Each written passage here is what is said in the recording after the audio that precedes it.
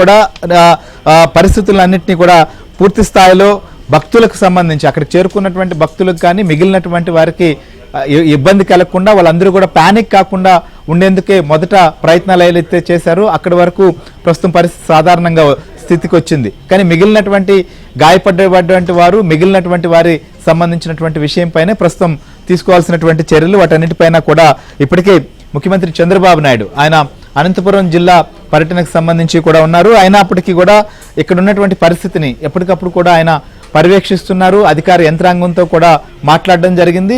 So ప్రస్తుతం మిగిలినటువంటి మంత్రులు కావచ్చు అక్కడ ఉన్నటువంటి వారు కూడా ఈ ప్రాంతానికి హుటాహుటిన తరలి వెళ్తున్నటువంటి పరిస్థితి మనకు నెలకొంటోంది. అయితే మొట్టమొదటిగా ఈ యొక్క ప్రదేశంలో జరిగినటువంటి తోపులాటకు సంబంధించి తొక్కిసలాటకు సంబంధించినటువంటి విషయం తెలిసిన వెంటనే కూడా స్థానికంగా ఉన్నటువంటి అధికారులు కావచ్చు ప్రజాప్రతినిధులు కావచ్చు వీరందరూ కూడా అక్కడికి చేరుకుని సహాయక చర్యలు అయితే నిమగ్నమయ్యారు. కానీ భక్తులు చాలా ప్రాంతాల నుంచి వచ్చినటువంటి వారు ఉన్నారు కాబట్టి వారందరూ కూడా తమ వారి పరిస్థితి ఏంటి వాళ్ళు ఎలా ఉన్నారు అని తెలుసుకునేందుకు చాలా ఆందోళన చెందుతున్నారు. సో ఇప్పుడు చనిపోయినటువంటి వారి సంబంధించినటువంటి వివరాలు లేదా గాయపడ్డటువంటి వారికి సంబంధించినటువంటి డీటెయిల్స్ను కూడా ప్రస్తుతం అధికారులు సేకరిస్తున్నారు. వారికి సంబంధించినటువంటి సమాచారాన్ని కూడా పూర్తి స్థాయిలో తెలియజేయబోతున్నారు. దీనికి సంబంధించి పలాసలో ఒక కాల్ సెంటర్ కూడా ఏర్పాటు చేయాలని చెప్పి భావిస్తున్నారు అధికారులు. ఇది కూడా వీలైనంత తొందరగానే స్టార్ట్ చేసి భక్తులకు సంబంధించినటువంటి సమాచారాన్ని వారి కుటుంబీకులు బంధువులు కావచ్చు స్నేహితులు కావచ్చు వీరందరికీ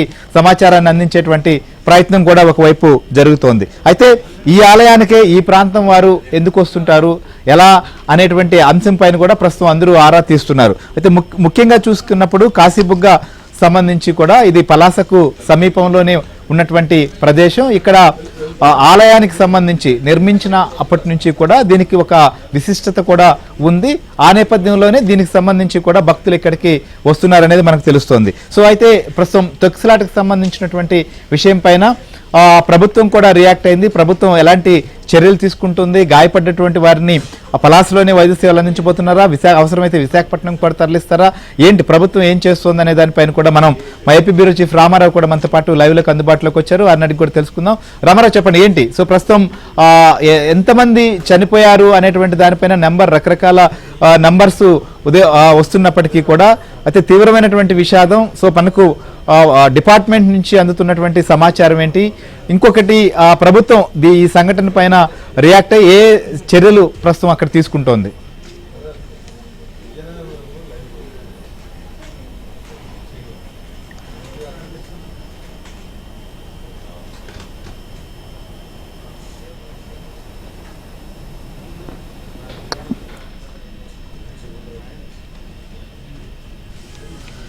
రైట్ ప్రస్తుతం ఏదైతే తొక్కిసలాటకు సంబంధించినటువంటి అంశం పైన పలువురు భక్తులు స్పృహ తప్పి పడిపోవడం అక్కడే కొంతమంది మృతి చెందడం మరికొంతమందికి తీవ్ర అస్వస్థతకు లోనయ్యారు. అందుకోసమే దాదాపు ఒక 5 మంది పరిస్థితి కొంత ఆందోళనకరంగా ఉండడంతో వారిని అందరినీ కూడా ఆసుపత్రికి తరలించారు. సో ప్రస్తుతం కాశీబుగ్గలో పరిస్థితి ఏంటి ప్రభుత్వం దీనిపైన ఎలా రియాక్ట్ అవుతోంది ఎలాంటి చర్యలు చేపట్టింది అనేది కూడా మా ఏపీ బ్యూరో చీఫ్ రామారావు మనతో పాటు లైవ్లోకి అందుబాటులోకి వచ్చారు. రామారావు చెప్పండి ఏంటి అసలు మొత్తం ఇప్పటి వరకు ఈ సంఘటనకు సంబంధించి ఉన్నటువంటి అప్డేట్ ఏంటి ఎంతమంది చనిపోయారు ఎంతమందికి గాయపడ్డారు వారి పరిస్థితి ఏంటి ఇక ప్రభుత్వం అక్కడ ఎలాంటి సహాయక చర్యలు కూడా తీసుకుంటోంది ముఖ్యమంత్రి ఇచ్చినటువంటి ఆదేశాలు ఏంటి క్షేత్రస్థాయిలో ఏం జరుగుతోంది?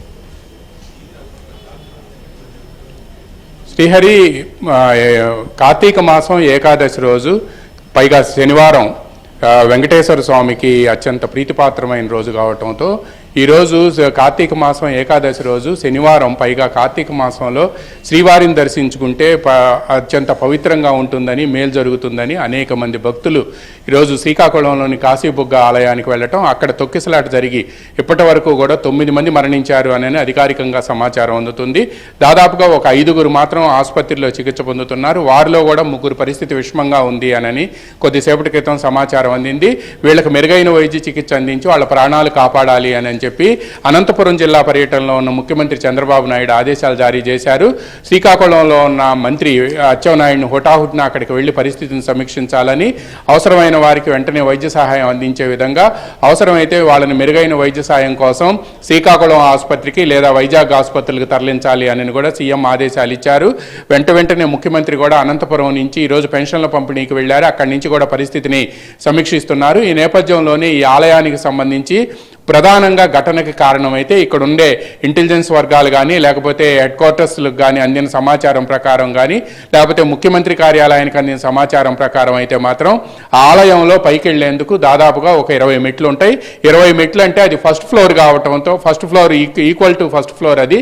అక్కడికి వెళ్లే సమయంలో పక్కనే ఉండే ఏదైతే రైలింగ్ ఉందో ఆ రైలింగు భక్తుల తాకిడి ఎక్కువ కావటంతో ఒక్కసారిగా అది బలహీనంగా ఉండి విరిగి పడిపోయి కింద ఉన్న భక్తుల మీద పైనుంచి భక్తులు కింద పడటంతో మహిళ చనిపోయిన వాళ్ళల్లో ఇందాకైతే మాత్రం కొద్దిసేపటి క్రితం హోంమంత్రి అనిత మాట్లాడుతూ 7 మహిళలేను చనిపోయింది ఇప్పటి వరకు అని కూడా నాతో చెప్పారు. మరో 2 కూడా మరణించారు. ఎక్కువ మంది మహిళలు ఈరోజు వచ్చారు అని కూడా ఆమె చెప్తూ ఉన్నారు. ఇది ప్రైవేట్ ఆలయం, ప్రభుత్వానికి ఎటువంటి సంబంధం లేదు. దేవాదాయ శాఖ అజమాయిషీ కూడా దీనిపై లేదు. హరిముకుంద్ పండా అనే ఆయన ఈ ఆలయాన్ని నిర్మించారు. ఈ ఏడాది మే నుంచి కూడా దర్శనాలు ప్రారంభమయ్యాయి అని చెప్తున్నారు. 12 ఎకరాల్లో సువిశాలమైన ప్రాంతంలో ఈ ఆలయం నిర్మించేటప్పటికీ చిన్న జాగ్రత్తలు, అంటే మినిమం జాగ్రత్తలు తీసుకోకపోవడంతో, ఈ రైలింగ్ కానీ ఇవి తీసుకోకపోవడంతోనే ఈరోజు ఈ దుర్ఘటన జరిగింది అనేది కూడా సమాచారం అందుతుంది.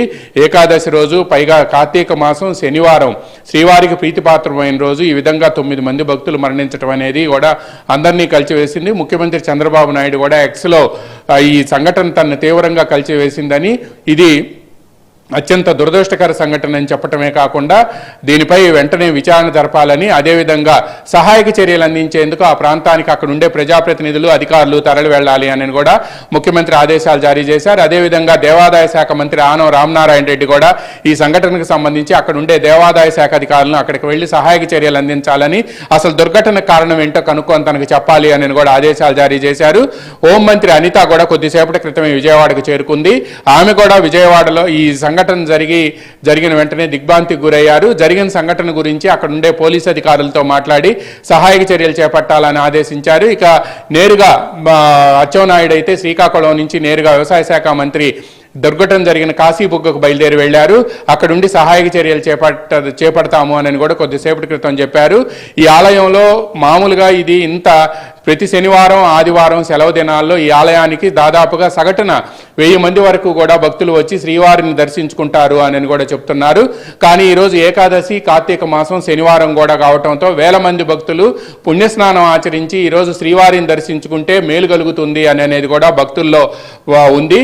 అందువల్ల భక్తులు ఎక్కువ మంది ఆ ప్రాంతానికి వెళ్ళటం, ఒకేసారి అంటే దర్శనం కోసం పొద్దున్నే మార్నింగ్ దర్శనం, పుణ్యస్నానం ఆచరించి దర్శనం చేసుకుంటే శుభం కలుగుతుంది అని కూడా భక్తుల్లో నమ్మకం ఉండటంతో ఉదయం ఎక్కువ మంది భక్తులు ఆ మార్గంలో, అంటే 20 మెట్లు ఏవైతే ఉన్నాయో ఆ మార్గంలో ఉండి ఒక్కసారిగా తొక్కిసలాట జరిగి ఆ రైలింగ్ మీద పడిపోవడంతో ఈ